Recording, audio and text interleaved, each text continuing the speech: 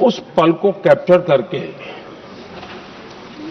एक राष्ट्र की अमानत बना देती है, एक मजबूत धरोहर तैयार कर देती है। मैं समझता हूं कि भारत के संसदीय लोकतंत्र के इतिहास में ये वैसे ही पल है। आवश्यकता तो ये थी कि 25-30 साल पहले जब से विचार सामने आया, आवश्यकता महसूस हुई, हम इसको लागू कर देते और हम आज उसको काफी परिपक्वता तक पहुंचा देते हैं और आवश्यकता के अनुसार उसमें समय समय पर सुधार भी होते हैं और यही तो लोकतंत्र की ब्यूटी होती है। हमारी मदर ऑफ डेमोक्रेसी है, हमारी हजारों साल की लोकतंत्र की एक विकास यात्रा रही है और उस विकास यात्रा में एक नया आयाम जोड़ने का एक शुभ अवसर सदन के हम सभी साथियों को मिला है। और मैंने प्रारंभ में कहा है कि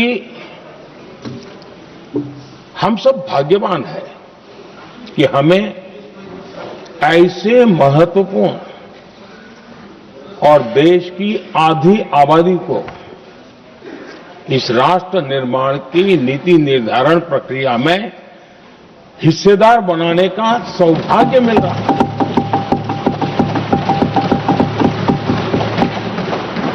ये हम लोगों के लिए सौभाग्य है और मैं चाहता हूं कि मेरे सभी माननीय सांसद, मैं इधर उधर की आज बात करना नहीं चाहता हूं, हम सभी सांसद इस महत्वपूर्ण अवसर को जाने न दें।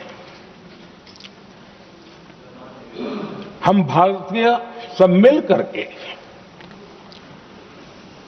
देश को नई दिशा देने जा रहे हैं।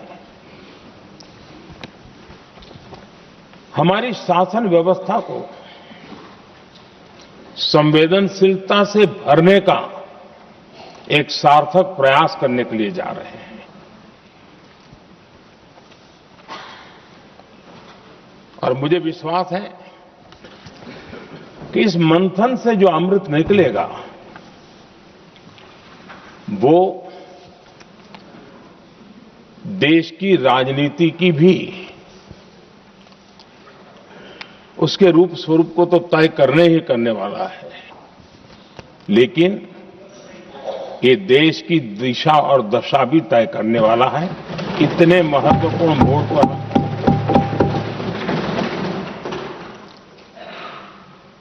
आदरणीय अध्यक्ष जी, 21वीं सदी में भारत एक नए आत्मविश्वास के साथ आगे बढ़ रहा है।